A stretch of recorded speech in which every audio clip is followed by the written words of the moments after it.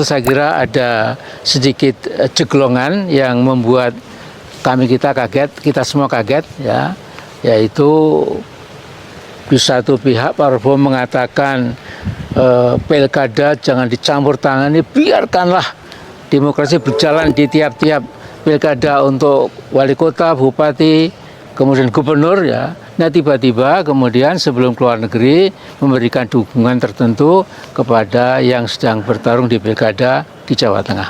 Nah seperti ini itu jangan diulangi ya, itu bisa merosotkan dukungan rakyat karena kemudian terlihat inkonsistensi ya.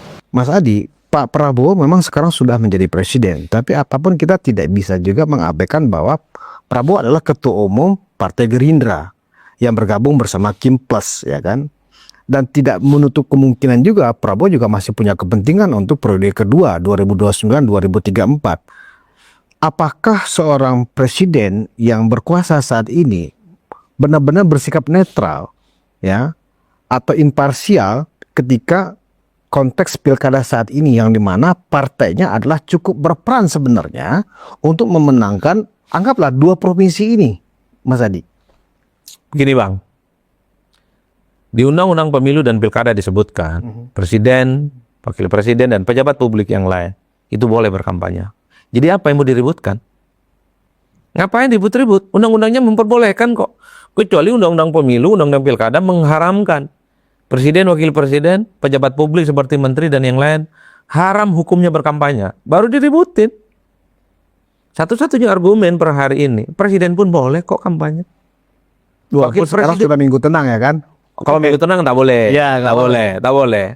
Jadi sepanjang masa kampanye yang 2 bulan, presiden, wakil presiden, bahkan gubernur, bupati, wali kota yang sedang menjabat mendukung orang itu boleh, menteri juga boleh. Nah, catatannya satu, tidak boleh abuse of power dan menggunakan kekuasaan. Yang kedua, kalau kampanye di hari-hari kerja cuti, udah itu aja Bang.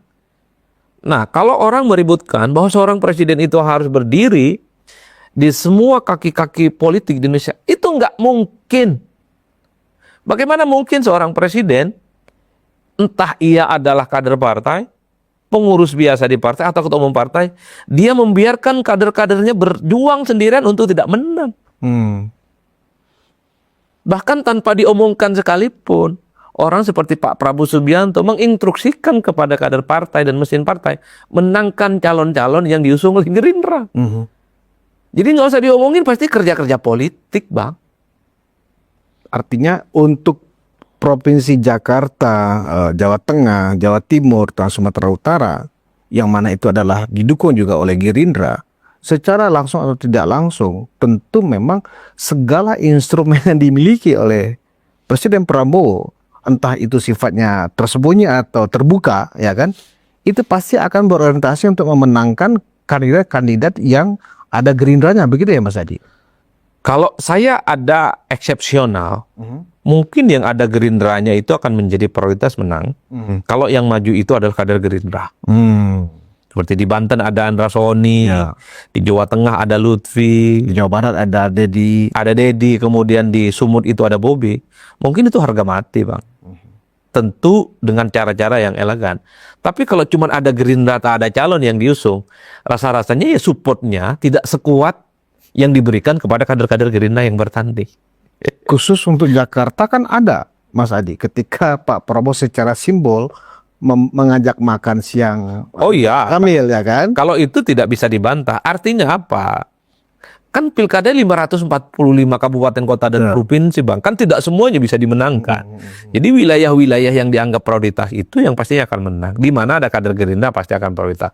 Tapi yang kedua, sekalipun tak ada kader-kader Gerindra yang maju sebagai gubernur dan wakil gubernur, tapi wilayahnya menjadi kunci dan prioritas, punya basis massa yang kuat, pemilihnya banyak, saya kira juga akan menjadi prioritas. Jakarta ataupun Jawa Timur, Hovifah dan Emil bukan kader Gerindra, tapi kan tentu Prabowo punya keinginan, siapapun yang jadi gubernur Jawa Timur adalah orangnya Prabowo Subianto. Tentu Prabowo juga punya keinginan di Jakarta, sekalipun RK itu bukan kader Gerindra, Suswono itu kader PKS, tentu Prabowo dan Gerindra punya keinginan yang jadi gubernur adalah orangnya Prabowo Subianto. Apa tujuannya? Supaya lapangan pertarungan menuju di 5 tahun yang akan datang serba kondusif. Iya. Karena kalau gubernur-gubernurnya dikuasai di mayoritas provinsi, ya tentu persaingannya sudah akan semakin kelihatan bagaimana kemenangan yang akan diraih di 5 tahun yang akan datang. Kan begitu jalan ceritanya, Bang.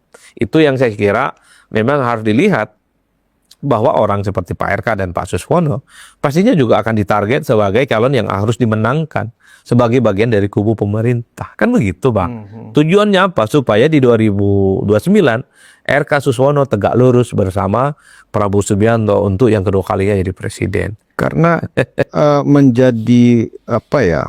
Menjadi lucu juga, Mas Andi, ketika anggaplah ya kita berandai-andai ternyata di dua provinsi kunci DKI Jakarta dan Jawa Tengah Kimplas kalah, ya kan? Kenapa ini menjadi sesuatu yang luar biasa? Karena kedua-duanya ini PDIP dan PDIP, cagupnya PDIP, cawagupnya PDIP, begitu juga Jawa Tengah. Ya. Ini kan luar biasa, Mas Adi. Artinya akan ada rasa kepercayaan diri yang sangat tinggi muncul dari seluruh kader PDIP bahwa mereka dikeroyok pun mampu ya Bang memenangkan pertarungan. Artinya amunisi dan potensi untuk mereka bisa menang di 2029 kalau dua provinsi ini kalah, ya kan, menjadi terbuka. Gimana Mas Adi melihatnya? Ya kalau bicara Jakarta dan Jawa Tengah, kalau mau jujur, ini bukan soal Kimplas lagi, Bang. Tapi ini menyangkut PDIP versus Jokowi. Jadi yang bahwa di dalam Jokowi ada Prabowo, gimana Mas Adi melihatnya? Ya orang tidak bisa membantah per hari ini kan Jokowi dengan Prabowo masih akur kan, tidak pecah kongsi kan. Betul. Tapi yang kelihatan agresif berkampanye Jokowi, Prabowo tidak kelihatan. Kan orang juga melihat ini yang kemudian seakan-akan menjadi head to head.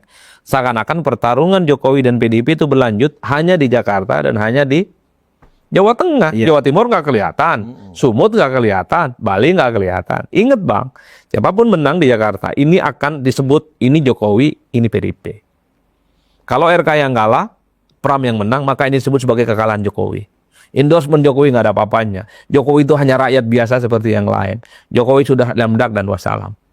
Tapi kalau RK dan Suswono yang menang, para pendukung RK dan Suswono, kubu satu ini mengatakan bahwa RK tegak lurus dengan Prabowo, kekuatan politik Prabowo kuat, dan ada dukungan politik Jokowi yang masih dinilai berpengaruh di Jakarta. Dan bahkan kalau RK dan Suswono menang, pengikutnya akan bilang, Anies nggak ada apa-apanya di Jakarta, mesin politiknya nggak berguna, karena sudah pisah jalan dengan PKS, misalnya kan gitu. Karena kita tahu basis PKS dengan Anies beririsan. Misalnya PKS kuat di Jaksel, Jaktim, di situ Anies juga kuat, kan kuat-kuatan nih antara mesin Anies dengan pesona dari Anies Baswedan dengan mesin PKS, kan begitu Bang. Begitu di Jawa Tengah, bukan Kimplas yang dibawa-bawa Bang, Jokowi. Kalau yang kalah itu adalah Lutfi Tajasin, Jokowi nggak ada apa-apanya di Jawa Tengah. PDIP mengatakan ini kandang banteng Dan nggak bisa sirna oleh apapun dan tidak bisa dikalahkan siapapun. Tapi sebaliknya kalau Andika sama Hendi kalah, kandang banteng hanya mitos. Kan begitu kan jalan ceritanya. Semuanya kontradisinya tajam ya, ekstrim ya. Betul, karena kalau kemudian mengkomparasikan PDIP dengan Kimplas itu kabur. Kimplas itu banyak orang. Betul. Kimplas itu banyak ketum-ketum partai yang secara politik tidak ada permusuhan signifikan dengan PDIP. Bagi PDIP Pilpres sudah usai Bang. Semuanya udah damai, islah. Yang nggak selesai dengan Jokowi. Ini sampai mati udah.